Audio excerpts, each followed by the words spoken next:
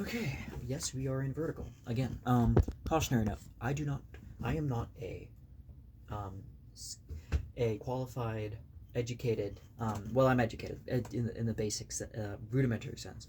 I do not know anything. I am not. I should say I'm not academically equipped to say anything about the book that I'm about to, or rather say essay, rather a very extensive essay. It's 100, just about 200 pages, I think, 170 pages of Jean Baudrillard, and I'm absolutely going to not get that name in the vicinity of right, because obviously as an American, I cannot quite grasp these French names. One of these days, I will get there. I'm trying to learn a little bit more, uh, delve a little bit more into the names, and like Baudrillard, I think is kind of in the maybe a slight. But I will be saying that, and if it's wrong, you can correct me. But I don't know if it's really going to make a difference. Sorry, apologies in advance. Anyway, so now that that is over with, the Simulacra and Simulation. This version is translated by Celia Feria Glazer, who gives a brief introduction in a neat little um, cover right here. Very simple. And a little bit about Baudelaire that I know. So 1929, he was born.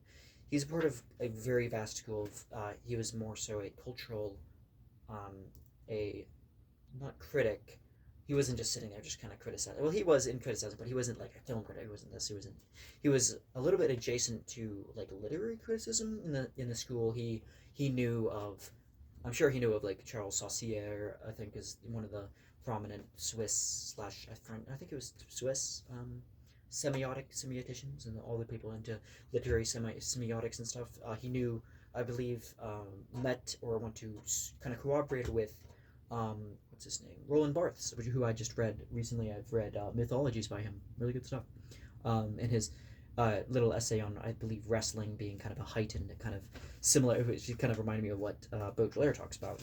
Like a heightened, kind of realer than real, kind of piece. It was a spectacle of excess. That's the term I believe he used in the essay. So, where was I? Baudelaire. So he was, he died somewhere not too long ago, 2007, I believe. Natural causes, I'm assuming. He was in late 70s. So, yeah, but he was actually a little thing I kind of recently figured out about him was that he didn't come from a particularly scholarly family. He wasn't kind of he wasn't born to these parents that had, like a foot in the door in academia. He actually came from a family of, I believe his father was a gendarmes, I think, and that's kind of the French not mounted police, but the militarized kind of military slash police. Um, and yeah, and he was the first, I think, the one of his family to have gone to university. So yeah, that's a pretty interesting kind of fact.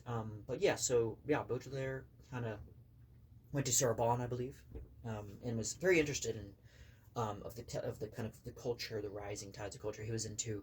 That's why it's like if you see, you look up on his like what exactly was he? Was he a critic? Was he a philosopher? Was he this? But he was in, he was aligned with a number of different schools. So one of them was post-structuralism. I don't want to say it deconstructionalism. I don't think that would be accurate. I think that's more of Derrida's, and I've got to read more Derrida. I don't know if I've actually read anything about Derrida. I think I have one book by my shelf somewhere. One of these days. But yeah, but he wasn't deconstructionalist. I don't think. I think that was more so Foucault and Jacques Derrida and all them. But yeah, he was more so post-structuralist and post-modernist, which makes more sense the more I've read this. And again, it has been a 2, 3, maybe 4 months since I've read this. Sometime late last year. But yeah, he talks. So he throughout this rather extensive, dense essay, Baudrillard kind of goes through the simulation. So simulation in Simulacra. So the biggest thing is the Simulacra. So, and a little bit of how I got to there, how did I get here reading Baudrillard when my main kind of interest seems to be in just kind of literature as a thing. Well, in general, he actually talks a lot about literature. He makes a lot of literature and cinematic references in this. So, and which I'll get to in a little bit. But what I loved is that he what was it? Charlie Kaufman's film. Yeah, the Synecdoche, New York, actually is a pretty prominent example in catechism, or in the kind of what's the word, cachet of different movies and stuff in the postmodern, but also new sincerity, because it's very focused more sense on authenticity and rather than just the references themselves. But there are like a lot. It's like, Cade and Card is obviously, and obviously there's a lot more people on YouTube in general that have gone way more in depth than I did. But people have said, Cade and Cotard was a part of based on the Cotard delusion, which is I believe, a psychological or a physiological delusion of believing that you are someone else. Like or I think you are. I don't know if it has to do with death. Like you believe you're dying when you're not, or you believe like you're hallucinating and you're fabricating these delusions into. There's such a. It's not like aphasia in that sense, but it's more like discreetly like losing your sense of self, I think. But I could be butchering that. But I do know that the whole idea of the theater and the of New York being a fabricate of a copy of something, almost not to scale, but well, it is to scale, pretty to scale. I think in the movie it's made to be a full length kind of thing of New York City within this little warehouse in New York. So it's it's like a kind of an interesting thing. Um, but yeah, so Baudrillard, he starts off in a simple, probably definition, not my own, would be of Simulacra as a copy without an original. So, but even more would be more thorough would be a copy without an original in such a way that it begins. There's like a total like collision, or like there's a collision point of when the original is no longer gone. So one literary reference that I love is Louis Borges, which he mentions right off the bat. And actually, I'm just going to read the first quote, and maybe the quote that prefaces in the first chapter. I'm not sure if I should even call it chapter, but I'm just going to read the heading, which is the procession of Simulacra. He gives a quote from Ecclesiastes, which is, and I never heard this quote. I never heard Simulacra in a biblical context, but it's interesting. The Simulacra is never what hides the truth. It is the truth that hides the fact that there is none. The Simulacra is true. Interesting. It almost doesn't sound like it's from the Bible, like I said. But yeah. So then Baudrillard goes on to say, if once we were able to view the Borges fable in which the cartographers in the empire draw a map so detailed that it ends up covering the territory exactly, the decline of the empire witnessing the fraying of this map, little by little fall into ruins, though some shreds are still discernible in the deserts. The metaphysical beauty of this ruined abstraction, testifying to the pride equal of the empire rotting like a carcass, returning to the substance of the soil, as a bit as the double ends by being confused with the real throughout aging, is the most beautiful allegory of assimilation. The fable has now come full circle for us, and possesses nothing but the discreet charm, the second order simulacra. Okay, I think that's that's why it took me a while to read, just because of how much I had to kind of reread that same thing. It's like, wait, hold up, the emperor like a rotting carcass, but that's the interesting kind of thing, is that it's no longer is it distinguishable from the real, like this which is because when I read that short story by Borges, I believe it was in the Collected Fictions, I hadn't actually known that Baudrillard referenced it and spoke so eloquently on it. But I think my understanding was that he draws a 1-to-1 ratio of a city, in the city, but it's so accurate that it is no longer distinguishable from the primary source itself. So it's like the copy of a copy, and then there's different kind of aspects of how much you want to get carried away into the copying. And this becomes more and more evident as we go more into culture and media, and how much technology has, and I think Baudrillard, right when he died in 2007, I think it was just beginning, probably he got pretty good whiff at that, and probably and I haven't. This is the only thing I read by him, but I'm sure his later works he probably has a lot more like very prophetic things, and even just this what he's talking about here in 1981 is pretty just like weirdly foreboding, auguring this kind of new I don't want to call it brave new world, but a kind of new world of simulations of simulations of simulations. You see it on the internet with TikTok or Instagram, where people are copying something like a dance, like they're copying the dance, and and it becomes a hit and then a viral sensation. And I'm not saying anything new here. You see this phenomenon with people trying to recreate experiences on this, like they're taking pictures, and I'm sure you'll see like pretty kind of self-aware kind of movies and TV shows, like kind of aping this kind of phenomenon, and just kind of like in a way as a social commentary. But I think but this idea of like just not rather than actually enjoying the present moment, you're constantly driven to just like making endless like corollaries, or or postulations, or endless kind of iterations of like this thing that people have experienced like this, rather than it's like sure it's of course like eating something, or eating like a fancy kind of French cuisine is like it might be worth taking a picture of once or twice, but like the fact that it becomes like the you're taking a picture of it becomes the experience immersive, so much so that it's like odd that some people like even go as far as like not even eating what they just want to buy the meal just for the sole sake of taking a picture of it, and like just and putting it on Instagram and hashtagging or whatever the kids do nowadays. But anyway, but yeah, that is yeah, very it's equal parts troubling and intriguing, I think. But yeah, I have some of these things bookmarked kind of here. So he's like in the beginning chapters, the yeah, he talks about the procession of the simulacra, procession with an E. So he talks about, of course, there are savages, or posthumous, frozen, cryogenized, sterilized, protected to death. I like that term, protected to death. They have become referential simulacra. The science himself has become pure simulation. The same holds true at Crucio, at the level of open museum, where one must museum-fied in situ as historical witnesses of the period are working class neighborhoods, living metallurgic zones, and entire culture, men, women, children included, gestures, languages, customs fossilized alive in a snapshot.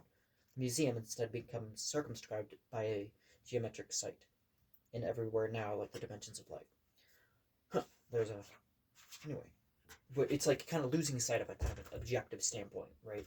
Because it's like the entire point of the simulacra is to represent something. It's not meant to be the thing itself. So it's like all these representations become so circuitous and self-referential and fractious to the point that they lose their meaning, and it's only gonna get you can only get more and more like self-referential from where you've begun. So it I guess into the point where it has to, I guess it's almost like a necessarily there's a like a kind of logical conclusion of all this, where Baudrillard says that the lines, or the once markers, demarcation points, I guess, if you will, between what was real and unreal is now completely just what's the word he used? Like have kind of completely just fallen apart, and or no longer.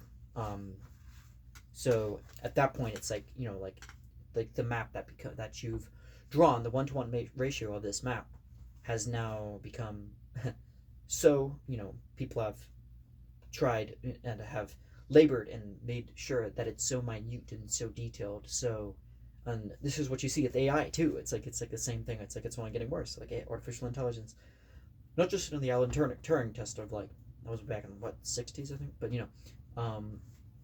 but it's gotten so much to the point where it's such a bad arbiter too of ethics, because it's like there's no AI is never going to be you're never going to be able to get it's always going to be simulating. It's always going to be simulating ethics. It's always going to be it's not even it's going to be a far cry from the real thing. Like, and at the end of the day, I think it's a thing at the end of the day where people don't want to read or listen to, or rather, like YouTube videos or TikTok or whatever, of like of these bloated kind of awful AI videos of scripts that have been generated artificially and then pumped out on like a factory piece and has no meaning.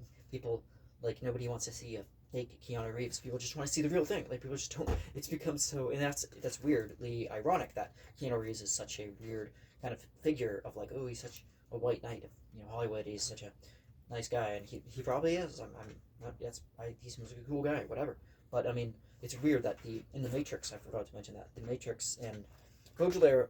Now, I'm not even going to get too much into this, but I'm just going to say, if you guys want to see Jonas Chicas, I believe the channel is Cuck Philosophy, which it's obviously pretty well established in the realm of philosophy on YouTube. But and he has a book too that I have. It's called How to Philosophize with a Hammer and Sickle, which I've yet to read. But yeah, but if you guys want to watch a more thorough video on that, of Baudrillard's actual reaction or what he had to say about the Matrix after it came out, because he was obviously in 1999 he was still alive, so at least for the next 7 years or so. So yeah, it's pretty interesting that I think he said that, I'm going to butcher this, but he said something to the effect of that the Matrix had the flaw that he saw mainly, not that he didn't kind of respect the work that they put into it, but the main flaw was that the simulacra was almost too, like, the blue pill, like this between the Matrix and like the reality, and was almost too obvious or obviated from it wasn't like it was a little bit too like distinct, like, I guess, like it was from this kind of, looks like, you have to take this, whereas in actuality, which is weird we say that term, there's nothing is zero, but in actuality, like the actual distinguishment between, like, it is so like fractured and layered, and that is so hard to tell where it begins and where it ends, I guess, is what his contention was. But anyway, so session, and then he talks about, oh yeah, the hyperreal. That's where he goes into the hyperreal. It's obviously, the Synecdoche, New York. It's like it's realer. It's not just real. It's realer than real. Or something that Roland Barthes likes that term, I think.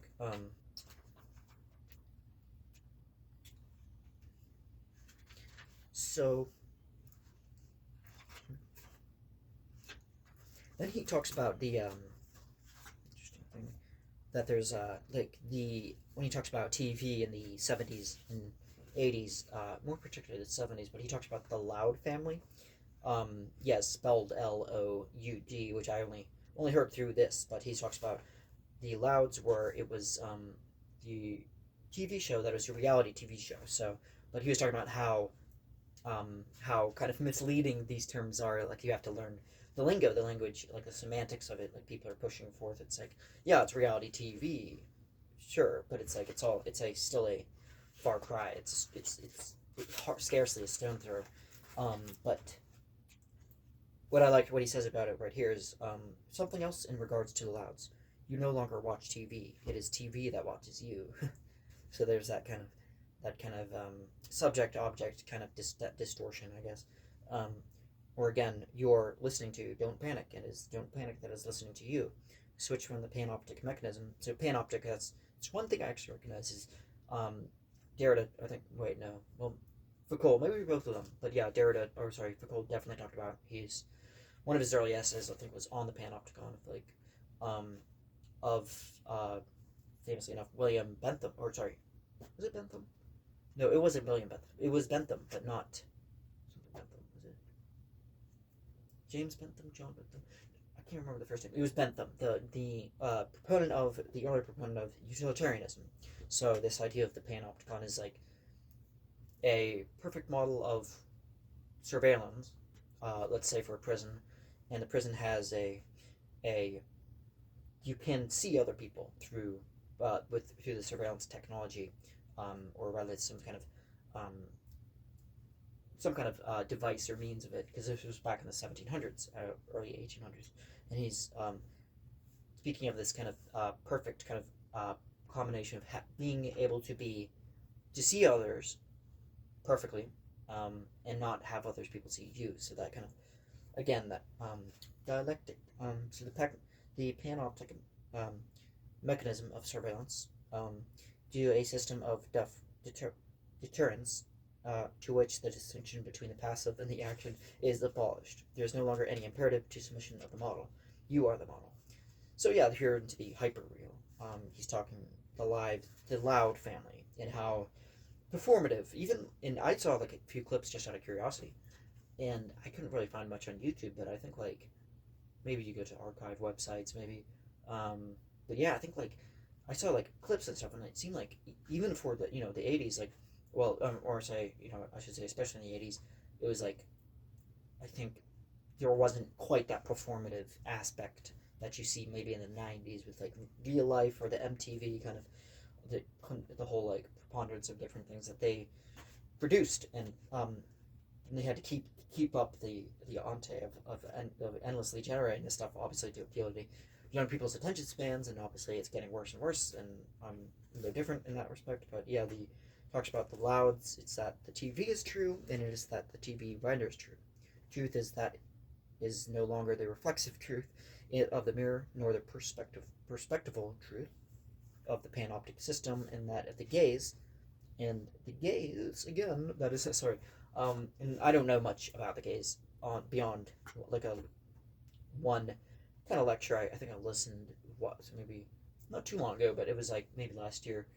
So it was something to do with Lacan, right? It was Lacan, the gaze. He was talking about that, and how in the Hitchcock, obviously his most famous one, the Psycho, in I believe 1960, and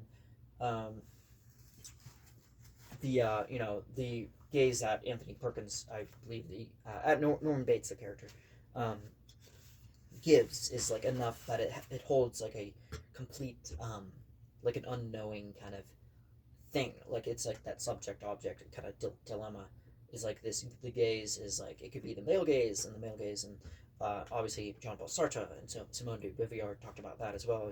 This idea of the gaze being hell as other people. Like the gaze being beholden upon somebody. It's like the person in question, the gaze, does not choose to have the gaze directed in their perspective or wherever. So that is where um, the conundrum is most kind of alive, I guess. Again, I'm captioning everything I do with a I guess, or I'm not too sure, because these are all conjectural opinions and not my qualified review. Um, anyway, but yeah, so the procession, and then he gives a pretty big devotion to the the the 60s book Crash by J.G. Ballard, which I did read after reading this and hearing some other stuff about it. But I did go into it knowing that even just from the little blips he gives is like on the blurbs that he gives in this, and he does give quite a bit, because he seems to have drawn a lot, saying like, whoa, this J.G. Ballard seems to be grasping at something really so much similar to what I'm trying to express, and that is the this idea of the experience of crashing, and like using like it's like technology, and like it's this weird kind of synthesis. It's like a warped and a twisted kind of synthesis between technology and the biology. So it's like the mechanics and the mechanical engineering idea of the car. Like the thing that is engineered to as a utilitarian kind of tool, just to kind of get you from point A to point B. And the characters in Crash, who the main character and all have a very bizarre kind of very very sadomasochistic kind of like weird. I don't know if you call it autoerotic, I think is the term, where it's like this point of where it's like sex is it's no longer, it's like no longer an intimate thing between two human loving potential partners, but it's now a just a complete like like pasteurization of that with a vehicle. So it's like him, only being able to kind of be sated and only being able to, be pleased by this kind of car crash. That's where the characters come in. Like the main character, I think. I kind of am at a loss what exactly happened in the novel because it was so hard. It was hard to get through. I'm not gonna lie. It was, and it is kind of one of those books that you have to put disclaimers and trigger warnings. Um, but yeah, I kind of went into it half knowing that and half not knowing it. So it's like kind of a little bit fuzzled in my mind somewhere. But yeah, the main gist of it is that Baudrillard I think is trying to get at is that Crash is um, this weird metamorphosis, kind of is like a weird way of putting it, of the technology with this simulacrum simulation of that of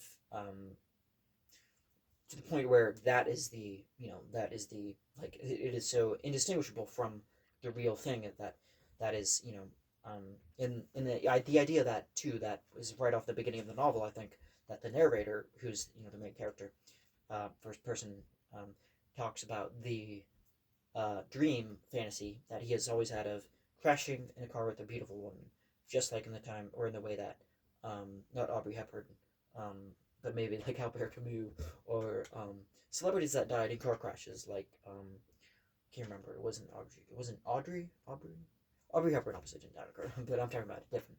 The I could be wrong. Catherine Hepburn, was it?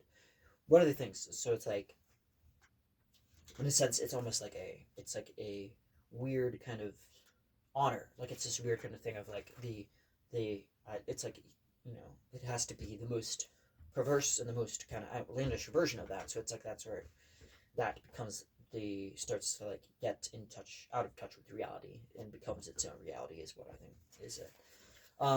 It's my very un kind of aimless kind of way of saying. So then he talked about simulacra in science fiction, which is, I guess, that's pretty much what Crash was science fiction and counted as such. But he talks about how there's three orders of simulacra: the simulacra that are naturalist, founded on the image and the imitation, and the counterfeit, that are harmonious, optimistic, and that aim at the restitution of the ideal institution of nature made in God's image. So yeah, he does bring up God as kind of the Deus Ex, the original kind of Celsius Deo, kind of like the accelerated, the original kind of prim and movens of like what kind of you see in kind of not just literary tropes, but kind of not just in the metaphysical realm, but in kind of more so when saying he's like God's image, he's not like necessarily invoking a kind of a black and white kind of image of God, but a kind of just a metaphorical one. But simulacra that are productive and focused on energy, force, and its materialization on the machine and the whole system of production, Promethean aim of continuous globalization and expansion. So that's where you see like this kind of, I guess, kind of almost Nietzschean kind of Promethean way of just like being, productive, efficient. It's like it doesn't really, it's not really focused on kind of just the kind of the entertainment kind of like facile, just like, or should I say, kind of docile way of taking in the simulacrum. But sometimes, as somebody else online pointed out, is that the simulation. I'm sorry, uh, is the only thing that's kind of keeping you comfort in a like we get simulation from TV shows that we like, that are actually good, that are pretty well written. We get maybe the only way we get friends is by keeping in touch online. We have dating apps. We have maybe some more positive kind of ways in which the simulacrum manifests itself, where it's like but in that sense, it's like I don't know if that actually constitutes simulacrum, because now you're aiming, you're kind of changing the definition. I think the axiomatic kind of definition, which is that copy that has no original. So when you're saying I'm getting in touch with this person online, that person has an image, has a like a selfie of them online, or at least a personality behind the screen that's like, and are they indistinguishable from an AI kind of bot, like kind of nosing through the world and the internet and the deficit of kind of other real kind of authentic voices? Maybe, but it doesn't necessarily mean that they are a simulacra. So I guess that's one of the things. So I'm gonna try to wrap it up here. And so we talked about the China syndrome. This is the last thing I want to kind of get at. Obviously, I didn't do these quite in your order, but so he talked about the and I actually had to look this up, which is weird because actually I worked in various nuclear facilities, at least maybe like a handful of them, maybe 5 or 6, and um, I don't really have I can't really say much on the account of what an engineer or technician would say, or even like a just a well versed carpenter. That I was more so just a kind of grunt guy on the floor, kind of just putting together basic scaffold like a monkey. Not to like denigrate them too much, but like that kind of job is it's pretty simple. But for it was the scaffolds for the other people to get on and to see stuff. But the China syndrome basically is a phenomenon of a breakdown, I believe, in nuclear coolants, and where there is during a meltdown of the reactor, which I've seen sometimes, but there was never that kind of fear when I was there because they were in outage time. So outage basically means what it sounds like. It's like the plant was off. It was just off. Like they turn all the powers off, and it's in a cooling mode, so it's still very hot for the first few days, and then after about like 3 or 4 days, like it's like like you don't have to kind of go in there wearing um what's it you're wearing your Dumix and stuff like you have, or not the scrubs and whatnot to kind of like make sure that if your clothes get kind of stuff on them, you don't have to like I mean, they were nice enough to supply us with various other kind of like if we end up losing our boots, they give us a paycheck or like a kind of cut us a little check for a new pair. And but for my experience was basically brief, and there was only on and off for like maybe 4 years. And I think the main thing is that with your reactor core, there's this whole thing of like if it melts down, it's like it's going to be able to go to the antipodes, I think, meaning opposites, so the antipodes of China, which is Argentina. So there's going to be some other kind of it's going to melt through all the way, and this is the most hysterical kind of thing because it's like it's not just because of how how paranoid people are about safety there, about the Fukushima mods, and after 2010, prior to Fukushima, obviously was making sure everything was rectified and completely kind of modified to hell and back to make sure something was like whether it was the turbine being retrofit and kind of all that stuff. So this is kind of my first taste, and but obviously it wasn't kind of a personal. It was more after that I was kind of had my fill, and I was like, okay, well, I'm gonna start focusing more on my own budding career as a novelist, I guess, what you want to say, as a writer and musician, which is also in constant kind of false start mode, where I'm like kind of I wrote maybe a good margin of stuff, but it's not like it's getting me traction. It's not like that is the end all kind of way of measuring that, but it is kind of interesting how life doesn't have a clear trajectory, at least in my case. But yeah, so anyway, but yeah, that is all I have for my really rambling kind of unfocused, but I hope informative review of John Baudrillard's Simulacra and Simulation. And I will definitely try to get to his other stuff. Like I think there's one he had on America, a series of essays, I think. And yeah, I'll definitely try to check out his letter works too, to kind of see how that, how his kind of thought process. But yeah, he's a tough one. He's a tough one to read. Just FYI. But that's not to dissuade anybody if you have more of the mental chops and the kind of the ability to sit through at long periods, and you're not kind of like me, where I kind of can only take this maybe 15-20 minutes at a time. But yeah, it is definitely very thought-provoking. I know that word's way overused, but yeah, this is all I have for today, and thanks for watching.